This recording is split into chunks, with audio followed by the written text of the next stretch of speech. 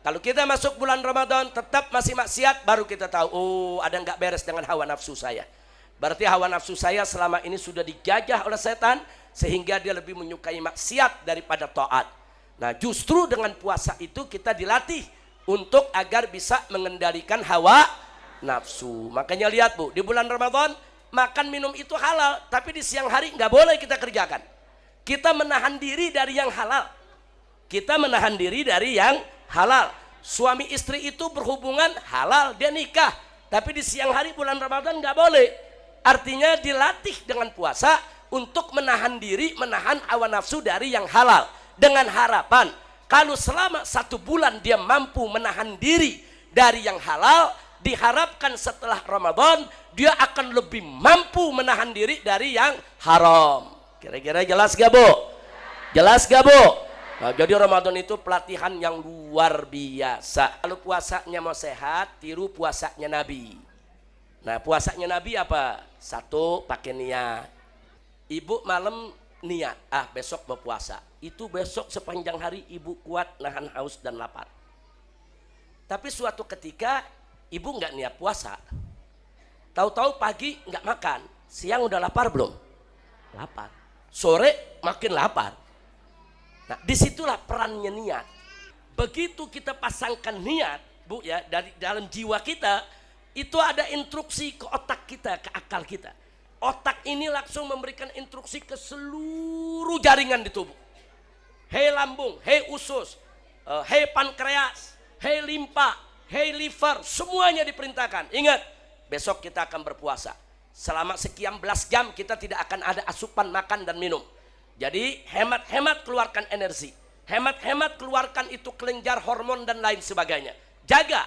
Nah begitu ada perintah sedemikian rupa, semua tubuh kita dalam keadaan siaga. Begitu besok kita puasa, nggak berasa.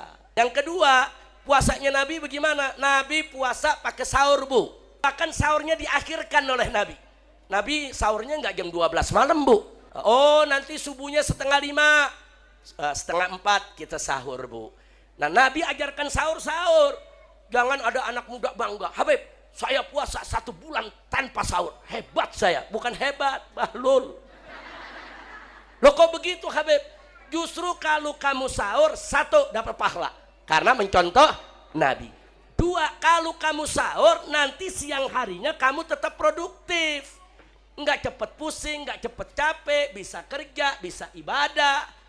Yang ketiga, justru kalau kamu sahur, puasa kamu jadi obat sehat. Gara-gara nggak sahur, habis Ramadan selesai, dia dapat sakit mah.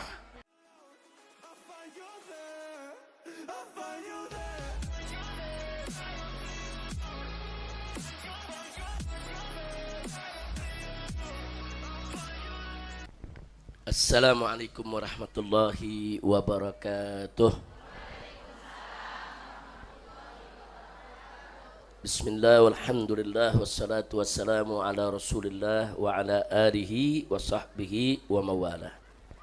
Allahumma anfa'na bima 'allamtana wa 'allimna ma yanfa'una. Allahumma zidna ilma warzuqna fahma wa atina hikmah.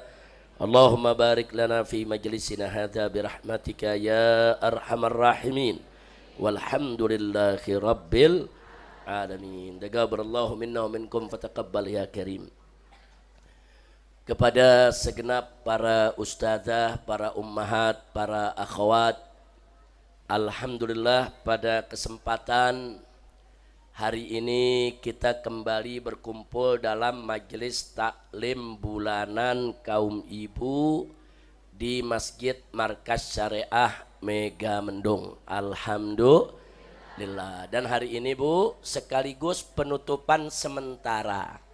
Nah, sebab di hari Kamis ketiga bulan yang akan datang kita sudah masuk Ramadan.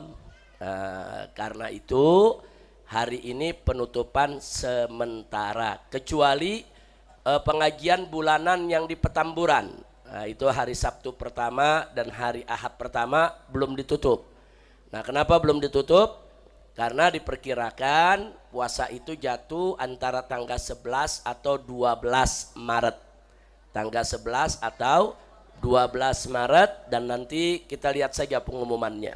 Nah, karena itu sekali lagi kalau pengajian bulanan awal bulan yang di Petamburan belum ditutup. Ditutupnya nanti insya Allah bulan Maret yang akan datang. Tapi kalau ibu-ibu yang di Bogor, yang di Megamendung, hari ini sekaligus penutupan insya Allah. Nah, kenapa kita tutup Bu pengajian di di gunung ini? Karena selama Ramadan itu ada pesantren Ramadan yang diikuti satu oleh seluruh santri Markas Syariat ditambah santri-santri dari luar selama 20 hari.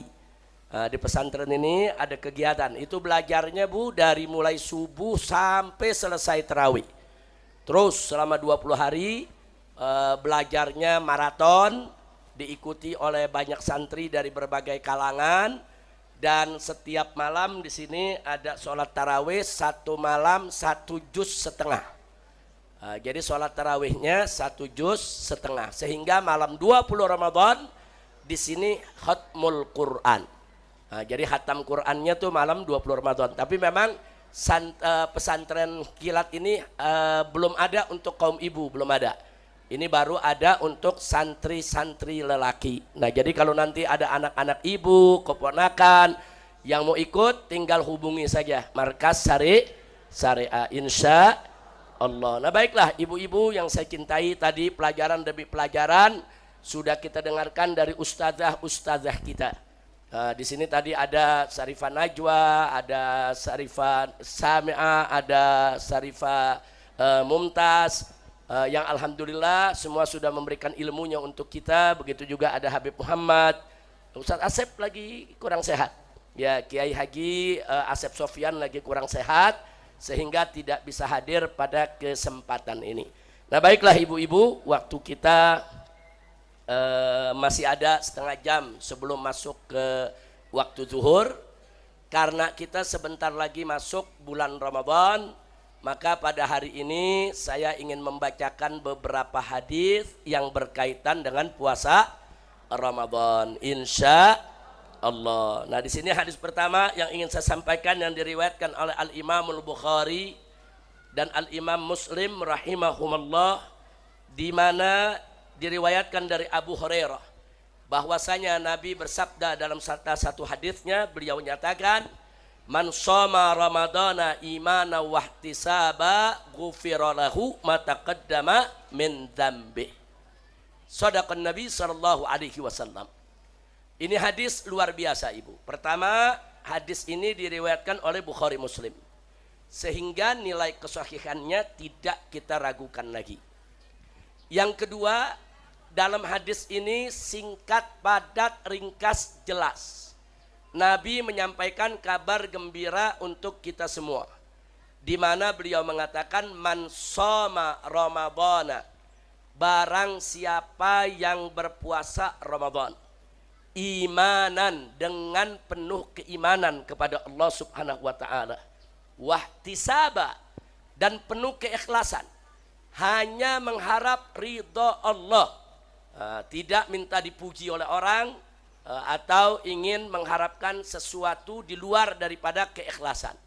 Maka Nabi mengatakan, barang siapa yang puasa Ramadan seperti itu, imana wahtisaba, dengan penuh keimanan dan penuh keikhlasan, maka apa ganjarannya? Ghufira lahu, niscaya pasti Allah ampuni baginya, ma taqaddama min dzambih, apa-apa yang telah lalu dari dosanya.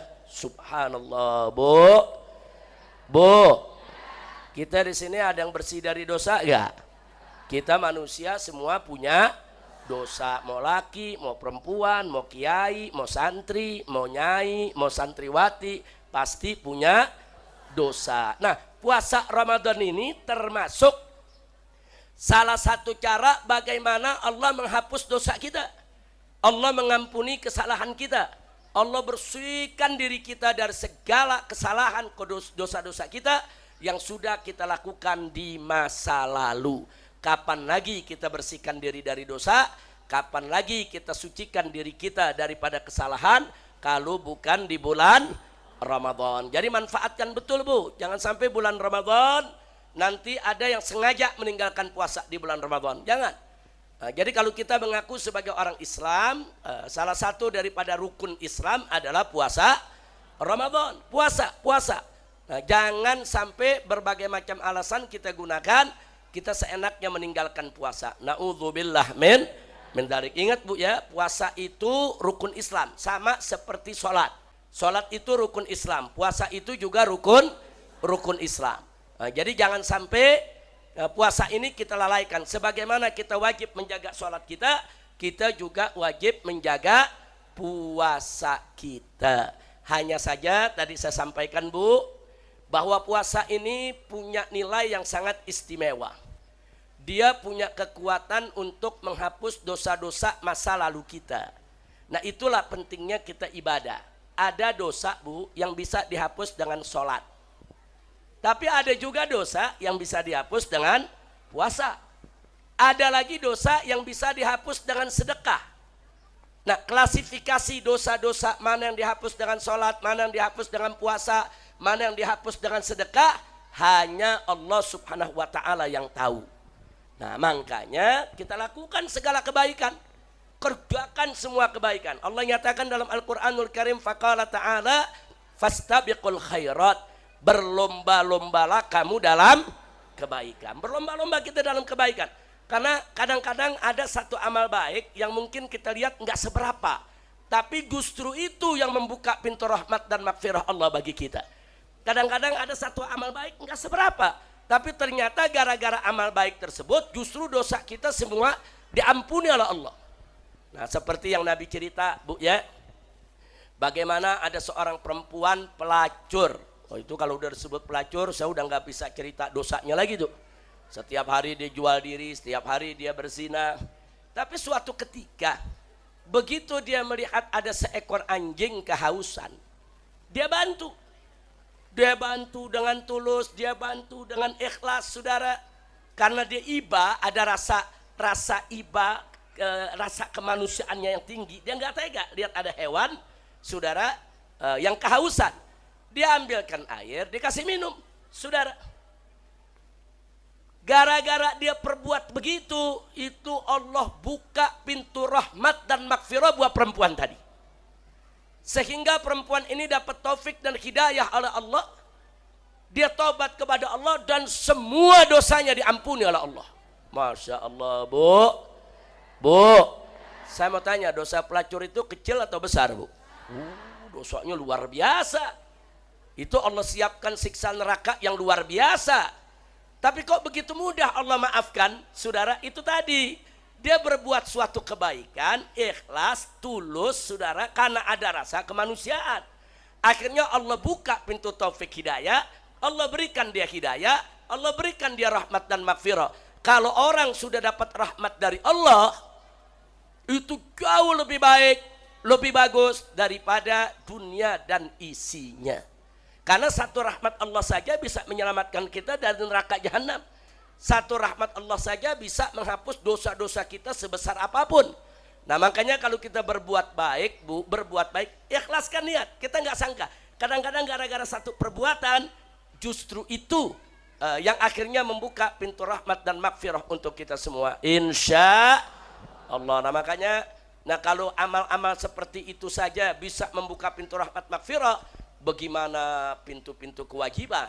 Sholat itu wajib, puasa itu wajib. Itu kalau kita lakukan dengan tulus, dengan ikhlas, saudara, maka niscaya Allah akan buka semua pintu kebaikan untuk kita, insya Allah. Nah khusus tentang puasa, tadi sudah kita bacakan hadisnya. Ada satu hadis lagi yang tidak kalah menariknya.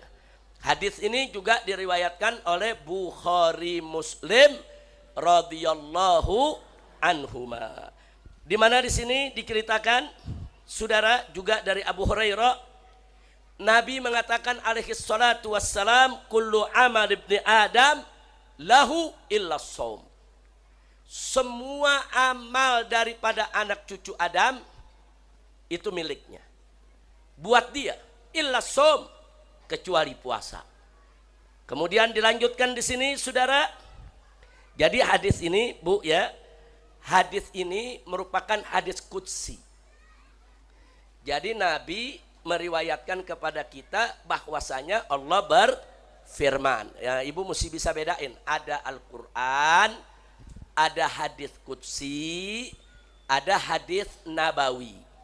Nah, kalau ayat Al-Qur'an, Al-Qur'an itu redaksi dan maknanya dari Allah. Redaksi dan maknanya, isi kandungannya datang dari Allah dan lewat proses pewahyuan, lewat wahyu yang dibawa oleh malaikat Jibril, itu Al-Qur'an. Kalau hadis qudsi itu juga firman Allah. Sama dengan Al-Qur'an firman Allah. Hanya saja hadis qudsi itu Bu tidak lewat proses pewahyuan, tidak melalui malaikat Jibril. Nah, dia bisa melalui mimpi Nabi yang benar, bisa melalui ilham yang diterima oleh Nabi. Nah, jadi bedanya dengan Al-Qur'an apa? Kalau Al-Qur'an makna dan redaksi turun dari Allah, sedangkan hadits qudsi maknanya dari Allah, tapi redaksinya dari Nabi. Susunan kalimatnya datang dari Nabi Muhammad sallallahu alaihi wasallam. Nah, kalau hadis Nabawi sabda Nabi. Jadi murni memang makna dan redaksi datang dari Nabi Muhammad sallallahu alaihi wasallam. Nah, yang kita baca tadi, man shoma ramadhana imana wahtisaba ghufira lahu ma taqaddama min dzambih, itu hadis nabawi. Nah, itu hadis nabawi artinya memang keluar dari mulut Nabi. Redaksi dan makna memang dari Nabi. Nah, yang sekarang ini sebagaimana diriwayatkan oleh Bukhari Muslim, anin Nabi sallallahu alaihi wasallam yarwihi an rabbikum. Jadi ini hadis dari Nabi yang Nabi riwayatkan datang dari Allah. Artinya apa? Hadis qudsi. Nah, di mana Allah mengatakan, saudara, Nabi menyampaikan bahwa Allah berfirman, kullu amal ibni Adam lahu illa shaum. Semua amal ibadah perbuatan anak cucu Adam, perbuatan manusia, itu milik dia. Itu pribadi dia. Illa shaum, kecuali puasa, kata Allah. Ada apa dengan puasa? Allah menyatakan, wa ana ajzi bih. Aku yang akan langsung memberikan ganjarannya. Artinya ganjaran yang Allah siapkan begitu besar yang gak mudah didapat oleh ibadah-ibadah yang lainnya. Nah, hadis ini sudah cukup dalil buat kita betapa hebatnya kedudukan puasa, betapa dahsyatnya pahala puasa, betapa luar biasanya peran puasa bagi umat Nabi Muhammad sallallahu alaihi wasallam. Nah, selanjutnya dikatakan di hadis ini, wala khulufu famis shaim atyabu indallahi min rihil misk. Bau mulutnya orang berpuasa di sisi Allah lebih harum daripada aroma wanginya misik. Misik itu wanginya luar biasa, Bu. Misik yang asli itu wanginya enak dan awet. Nah, sekarang dalam hadis qudsi Allah sendiri yang menyampaikan, saudara, bahwa bau mulutnya orang berpuasa di sisi Allah, ya, itu lebih bagus daripada wangi misik. Nah, maka itu, Bu, makanya kenapa di bulan Ramadan kalau sudah lewat zuhur, kalau sudah zawal matahari, makruh kita pakai siwak. Makruh kita menggosok gigi. Kenapa makruh? Karena kalau setelah zuhur kita sikat gigi, kita pakai siwak, kita menghilangkan bau. Makruh. Kenapa mesti dihilangkan? Justru bau mulut orang puasa tadi itu Allah lebih suka daripada wanginya misik. Kecuali kalau bau mulutnya bukan karena puasa, Bu, ya. Nah, kalau sekarang bau mulut ya dihilangin baunya, Bu. Kalau baunya nggak hilang-hilang, berobat ke dokter, Bu, ya. Bu, kalau bau mulutnya nggak dihilang, terus suaminya pada lari, Bu. Nah, ini saya bicara nih puasa, lagi puasa, ba'da zuhur jangan sikat gigi atau pakai siwak. Makanya begini, Bu. Kalau sebelum zuhur ada orang bersiwak, hukumnya sunnah. Enggak sengaja karena dia bersiwak, ada yang ketelan, enggak sengaja, maka puasanya tidak batal. Loh, kok tidak batal? Karena dia sedang melaksanakan yang sunnah.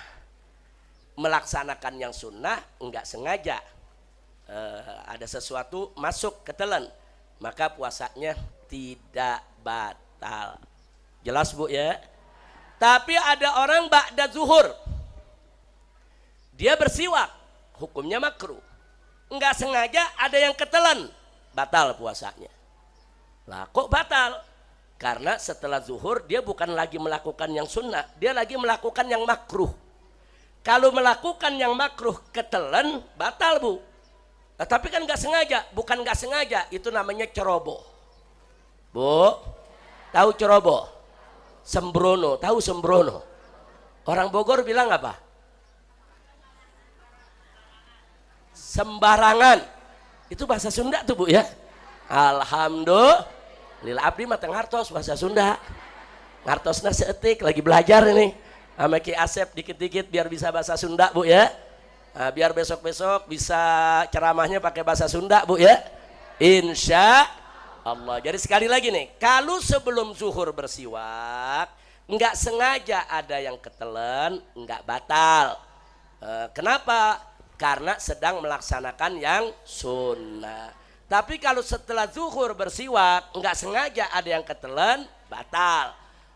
Kan nggak sengaja juga Habib. Iya nggak sengaja, tapi dia lagi nggak melakukan yang sunnah, dia melakukan yang makruh. Kalau melakukan yang makruh nggak sengaja ketelan, batal.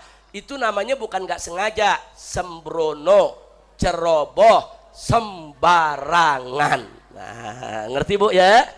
Alhamdulillah. Ada yang nanya soal wudhu.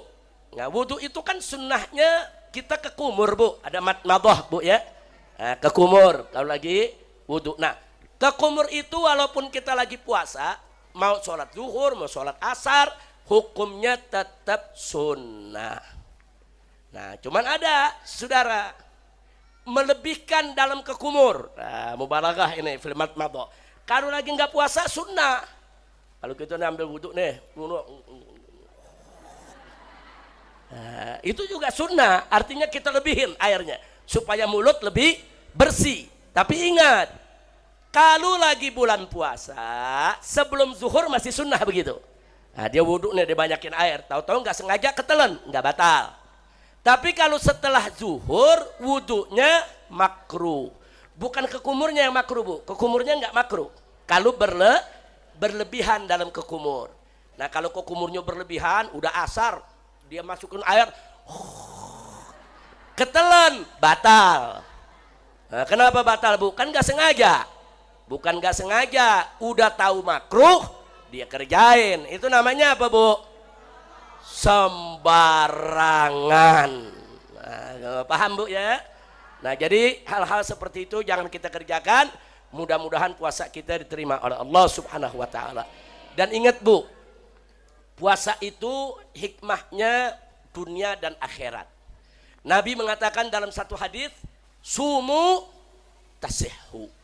Puasalah kamu sekalian, niscaya pasti kamu akan sehat. Masya Allah Bu.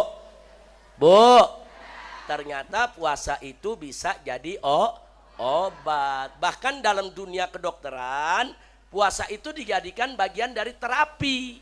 Nah, kebetulan di sini ada dokter nih Bu. Nah, ini ada dokter nih. Sarifah Syifa. Ini ada dokter kita nih dari Jakarta sama rombongan majelis apa? Al-Ba'ith. Nah, ini kita punya tamu Bu hari ini Bu ya. Ada rombongan pengajian ibu-ibu dari Jakarta, namanya Majelis Taklim Al-Ba'ith. Nah, ini salah satu rombongannya ada dokter nih. Jadi kalau saya salah ngomong nanti soal medis biar dokter aja yang protes Bu ya. Bu, ternyata dalam dunia medis sudah ada penyelidikan sejak ratusan tahun yang lalu tentang hikmah puasa. Nah, ternyata puasa itu apa Bu? Puasa itu satu, itu bisa menjadi terapi obat bagi yang punya sakit diabetes, sakit gula, sakit kencing manis. Bu, banyak gak yang kena sakit gula? Nah, salah satu terapinya adalah puasa.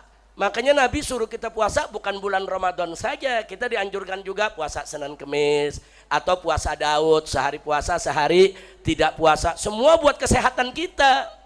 Semua buat kesehatan kita. Jangankan manusia, Bu. Tahu ayam?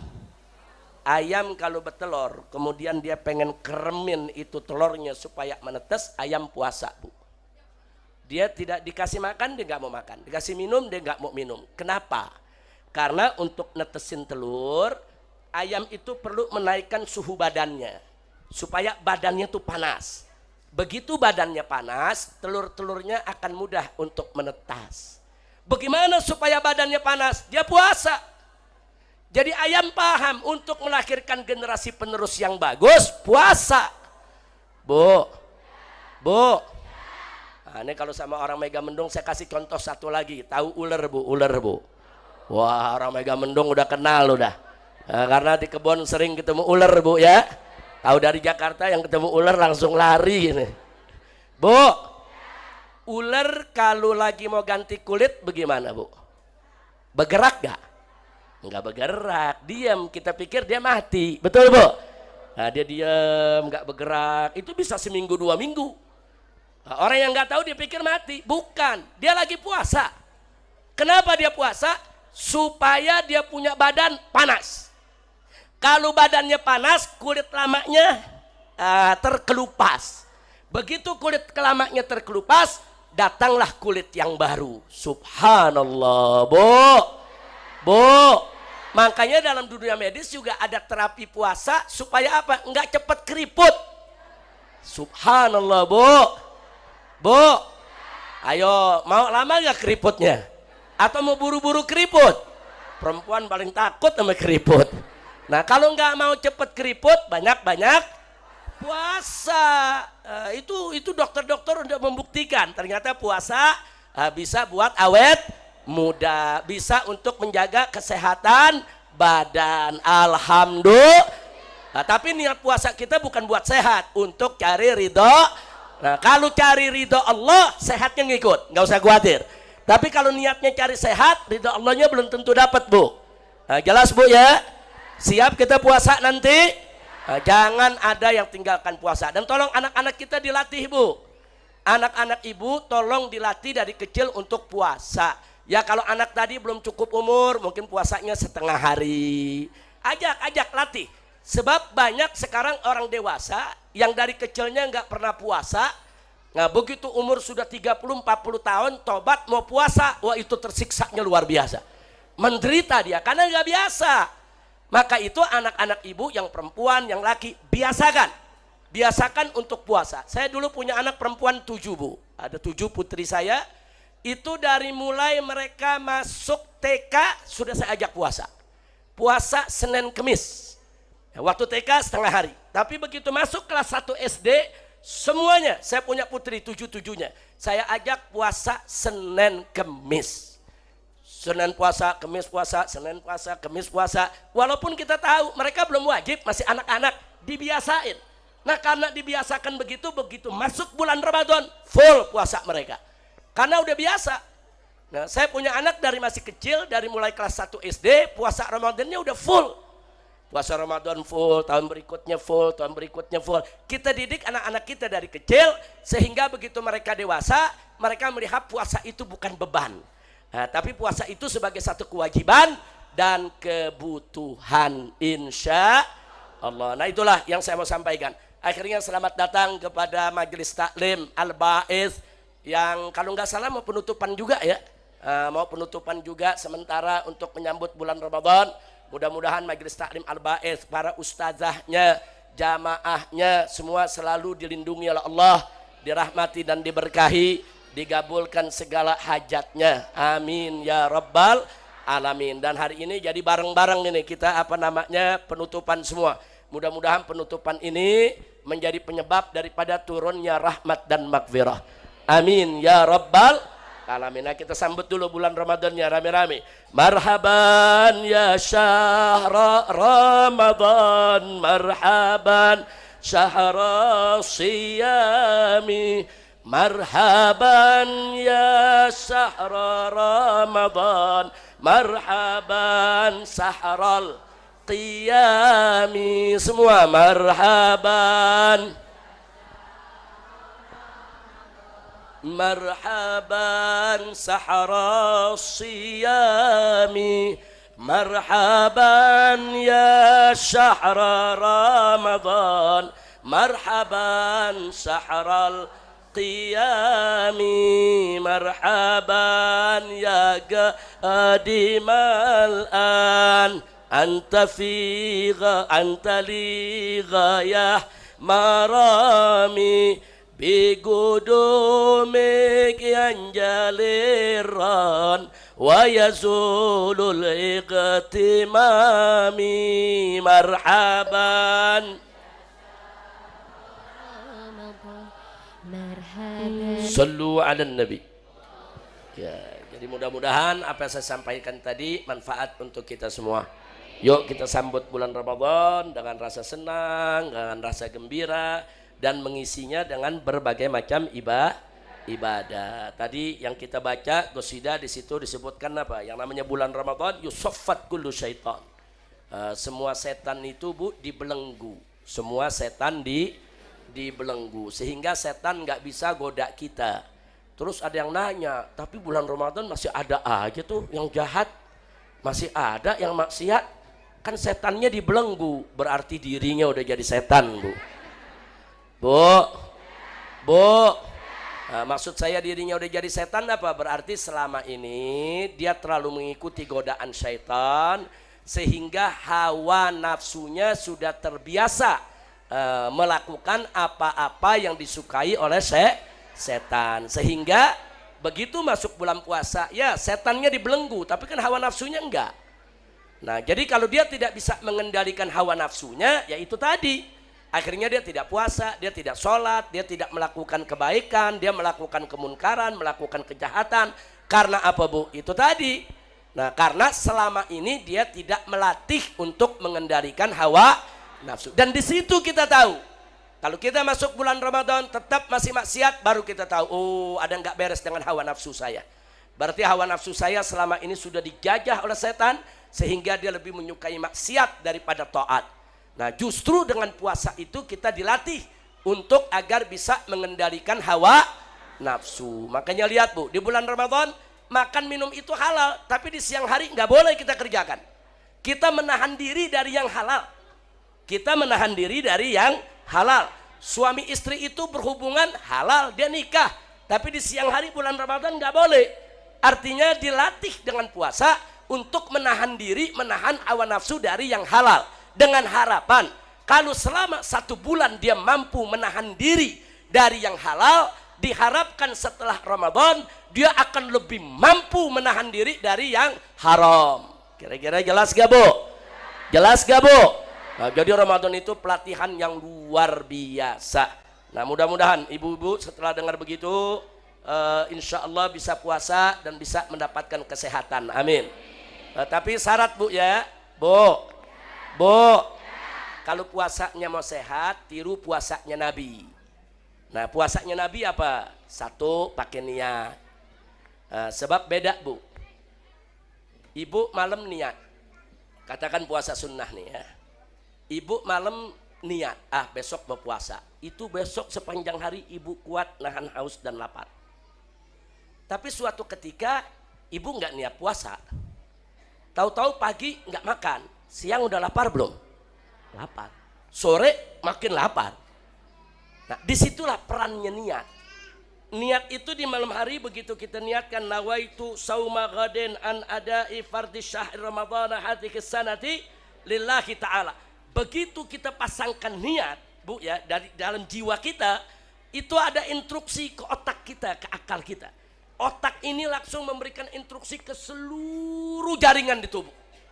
Hei lambung, hei usus, hei pankreas, hei limpa, hei liver, semuanya diperintahkan. Ingat, besok kita akan berpuasa.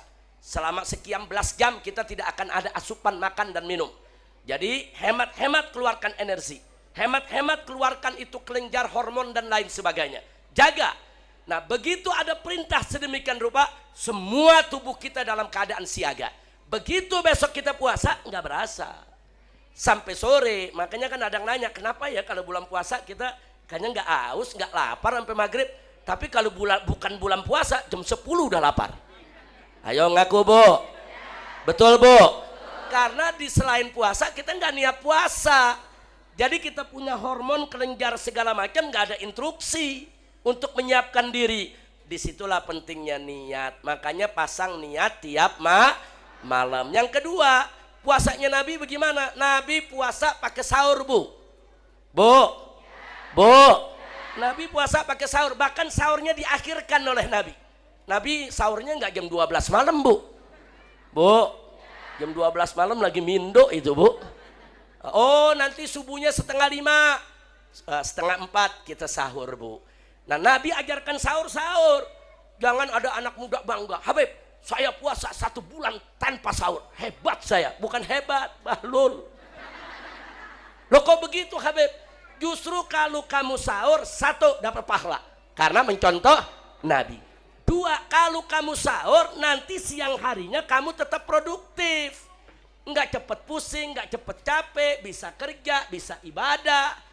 Yang ketiga, justru kalau kamu sahur, puasa kamu jadi obat, sehat.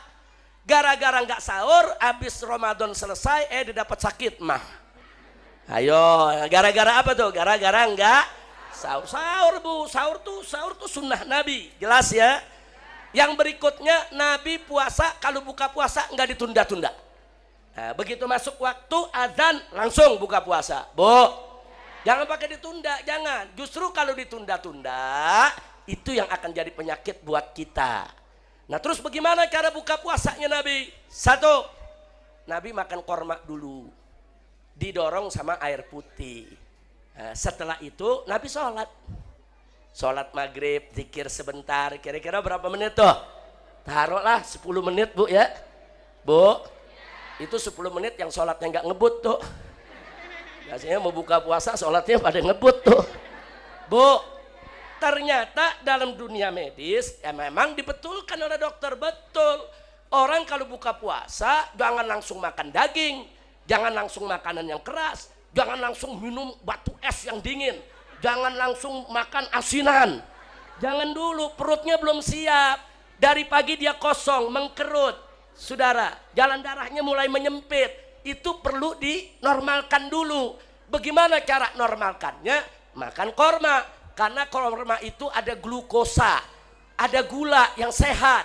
Nah glukosa itu kenapa pakai didorong oleh air? Supaya sirkulasinya lebih cepat. Begitu perut kita menyerap gula, ada glukosa, dibantu air disalurkan ke seluruh tubuh, semua saraf-saraf kita, perut kita, lambung kita, usus kita sudah siap untuk menerima makanan yang keras. Bu, pantes Nabi korma dulu sama air putih. Nah terus bagaimana supaya sirkulasinya bergerak cepat? Kita mesti bergerak, jangan duduk. Oh pantes Nabi sholat dulu, sholat maghrib 3 rakaat, bergerak gak Bu? Bergerak gak? Bergerak diri, ruku, iktidal, sujud, duduk. Gerakan itu membantu supaya glukos itu langsung diserap oleh perut kita, disebarkan saudara ke dalam seluruh tubuh kita, sehingga usus kita, perut kita, lambung kita semua siap untuk mengunyah makanan yang akan kita kirimkan. Beres itu baru makan daging Bu. Nggak ada daging, makan ikan. Nggak ada ikan, banyak tempe sama tahu. Bu, kira-kira jelas gak? Nah, ini jangan buka puasa balas dendam. 5 menit lagi azan, di depannya waduh air es 1 gelas gede, asinan 1 piring, 1 mangkok, belum lagi kolak, belum lagi pacar Cina, ada lontong, ada pastel. Ayo ngaku. Begitu buka puasa udah begah dia, mau sholat ntar dulu. Nah, ada gak yang begitu? Nah akhirnya selesai bulan Ramadan pada kena sakit mah, rasain. Nah, itu nggak sehat cara begitu. Kira-kira jelas gak Bu? Nah, jadi begitu azan makan korma sama air putih. Oh korma lagi nggak ada, nggak apa-apa, minum gula. Gula pasir, gula tebu tuh Bu, bikin teh tuh Bu. Enggak apa-apa, enggak apa-apa. Buat menggantikan boleh. Tapi yang afdol kurma. Yang afdol apa Bu? Kurma. Kalau nggak ada kurma nggak apa-apa, digantiin sama apa namanya yang manis-manis Bu. Yang penting jangan langsung makan yang pedas, makan yang asam, makan yang dingin, makan yang keras. Jangan. Kesian kita punya perut Bu. Kalau ibu mau sehat, insya Allah. Dan mudah-mudahan dengan ibu banyak puasa, ibu semua awet muda. Amin. Oh, ibu-ibu kalau didoain awet muda, aminnya dari hati itu. Bu, Bu, saya punya istri almarhumah rajin puasa Senin Kemis. Apalagi waktu di Mekah, nemenin saya setiap hari puasa, dia ikut puasa. Puasa Senin Kemis, ikut puasa. Sampai wafatnya satu uban nggak ada di kepala Bu. Saya uban udah banyak banget Bu. Saya lagi liatin istri saya, kok nggak punya uban ya, kok saya banyak banget ubannya. Saya punya istri satu lembar uban nggak ada. Kemudian kulitnya nggak pernah pakai make up kecuali kalau ngawinin doang tuh. Dikerjain sama tukang rias Bu. Tapi di luar itu nggak pakai make up ini itu apa, kulitnya tetap halus tanpa keriput. Alhamdulillah. Kenapa? Karena nggak lepas wudhu Bu. Wudhu itu juga bikin kulit agar tidak keriput. Jadi kalau sekarang ada ibu-ibu nanya bagaimana supaya kulit-kulit ini bagus, mulus, halus, tanpa keriput, sering-sering wudhu dan sering-sering puasa sunnah, insya Allah. Nah itu saja yang bisa saya sampaikan, mudah-mudahan manfaat. Setelah ini kita akan sholat zuhur berjamaah, ada makan siang dulu.